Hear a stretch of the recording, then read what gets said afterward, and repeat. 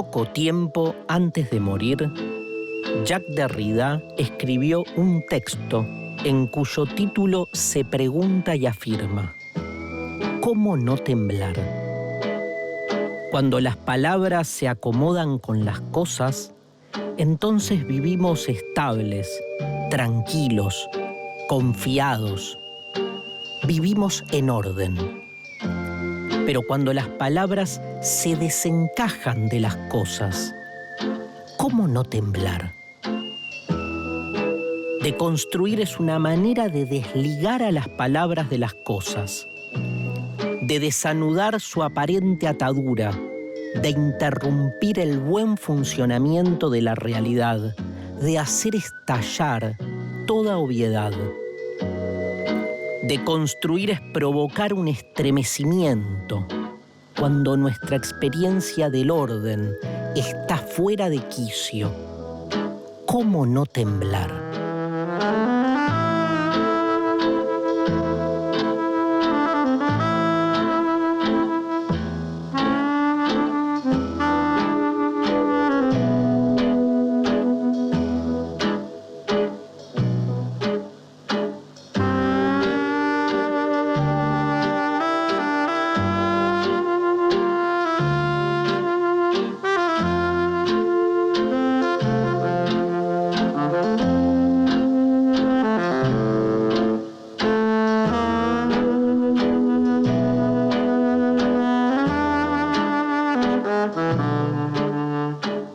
Se deconstruye lo obvio, se deconstruye el sentido común. ¿Pero qué es el sentido común? Heidegger lo llama el impersonal sé. Pensamos lo que sé piensa, sentimos lo que sé siente, deseamos lo que sé desea. Pero ¿quién es ese sé? El anónimo uno, que nos piensa, nos siente, nos desea y sobre todo nos habla. El sentido común establece los parámetros de la normalidad. Su gran eficacia no está en imponer sus condiciones, sino en hacer que nos sintamos cada uno de nosotros criterios de lo normal. El anónimo uno no viene de afuera, sino que se encuentra en nosotros mismos cuando vamos reproduciendo sus normas, convencidos de que ellas han sido nuestra creación. Foucault sostiene que el poder no solo reprime, sino que sobre todo normaliza. A veces solo basta recordar que la palabra normal viene de norma. Ser normal tal vez no sea más que acatar las normas. Pero ¿de dónde salieron estas normas? Deconstruir la normalidad no es otra cosa que remontar el recorrido de construcción de toda norma, su diseño, su propósito, su origen, su interés.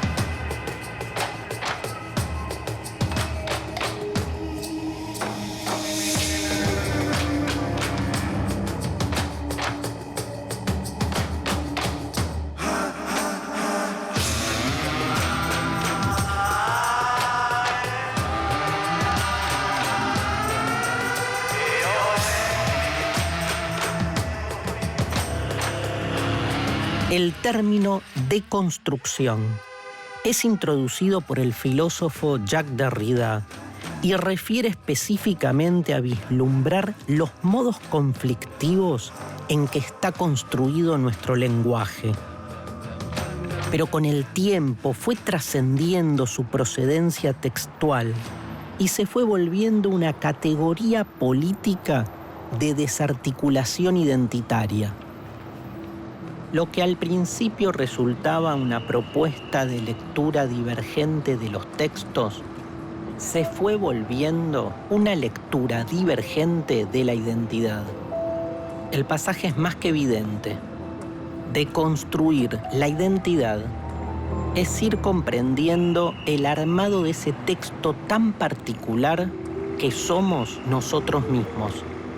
Se deconstruyen formatos, matrices, estructuras, esencias, fronteras, pero sobre todo se deconstruye un orden, el de la metafísica y su orden binario. La idea de que la realidad se encuentra ordenada a partir de un sistema dual que atraviesa todo lo que hay y que ese orden viene ya dado por naturaleza a partir de un par fundacional, el ser y la nada. A partir de allí, todo es binario. Somos varones y mujeres, compatriotas y extranjeros, buenos y malos, verdaderos y falsos, amigos y enemigos, vivos y muertos. Pero sobre todo, lo binario es jerárquico. Hay un aspecto pleno y otro carente, un aspecto correcto y otro subsidiario. De nuevo el ser y la nada, lo que hay y lo que no hay. Y a partir de allí, un valor positivo y otro negativo. Cultura y naturaleza, voz y escritura, espíritu y materia, lo eterno y lo cambiante. Siempre un polo del lado del bien y el otro del lado de lo abyecto, de lo deforme, de lo incompleto. Sin embargo, al deconstruir, los binarios implotan. Las fronteras entre los dos polos se desvanecen, o más bien, se muestra el artificio. Ambos polos se retroalimentan y su diferencia se extingue. No hay ser sin la nada, ni nada sin el ser. Para la deconstrucción, al inicio y al final, solo hay ambigüedad, solo hay aporías. Somos versiones. Algunas se presentan como únicas y verdaderas, mientras que otras quedan enterradas, ocultas, quedan por debajo, o sea, se vuelven subversiones. La deconstrucción subvierte la naturaleza. No significa que proponga otra naturaleza más verdadera, sino que insiste en el carácter político de toda fundamentación en una naturaleza primigenia.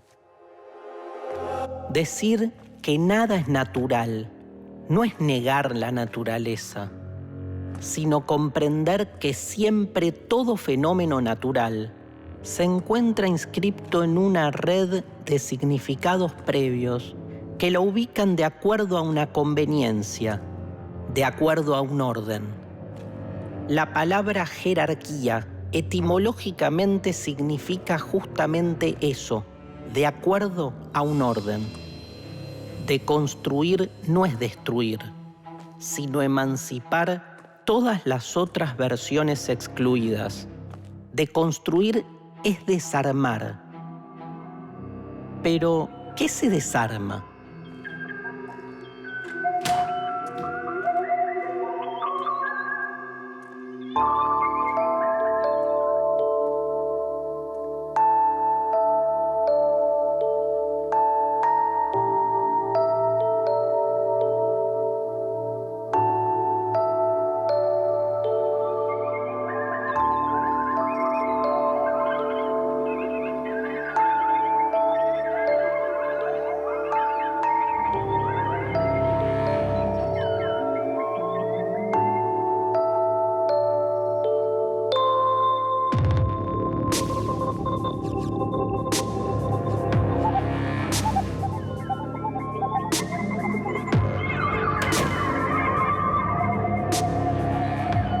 Se desarma todo aquello que el sentido común ha instalado como necesario y definitivo, como si no pudiera ser de otro modo, y de esa manera oculta entonces su carácter de constructo.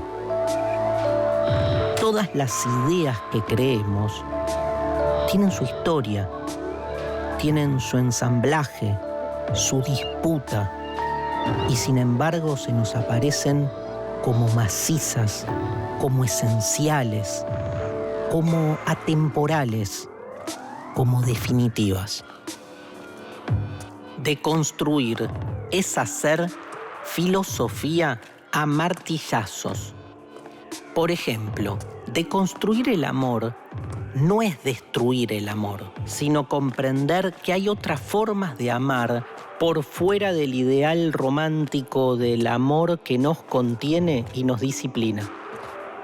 Deconstruir la familia no es destruir la familia, sino visualizar que el formato de familia tradicional es afín a un sistema de producción que nos necesita yendo de la casa al trabajo y del trabajo a la casa.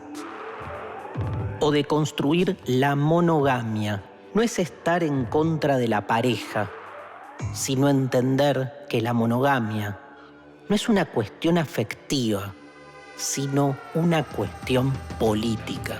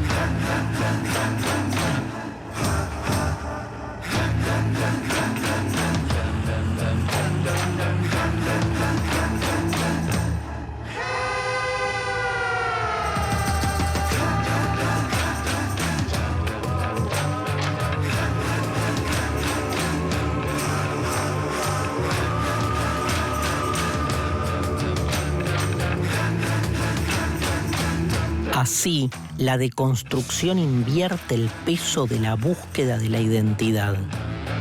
No se trata de saber tanto quiénes somos como de escaparnos de lo que han hecho de nosotros.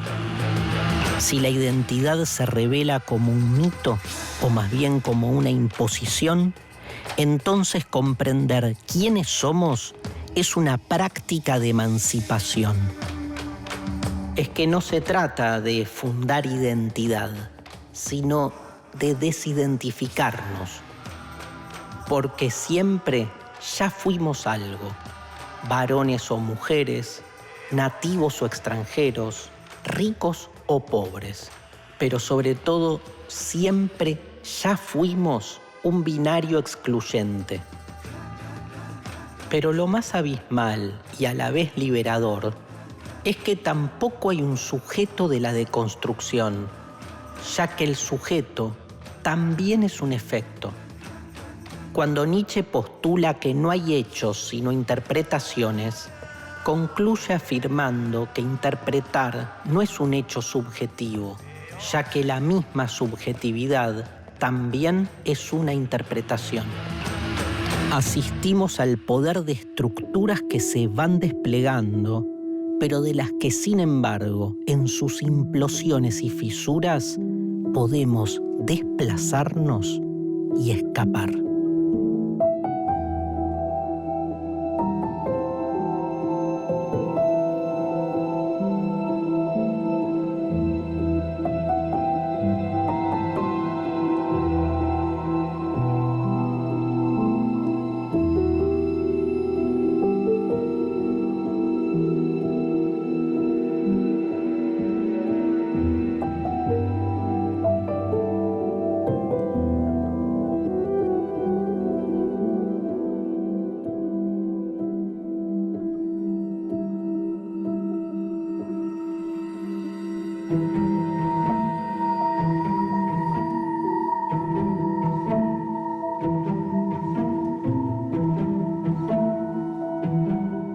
Como sostiene Paul Preciado, tal vez la práctica emancipatoria es siempre una cuestión de escape, de construir para que se provoque la anomalía y apostar por aquello que el sentido común ni siquiera considera una posibilidad.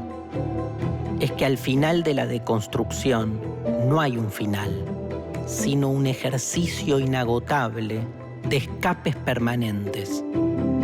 Al deconstruir a fondo, irrumpe el otro.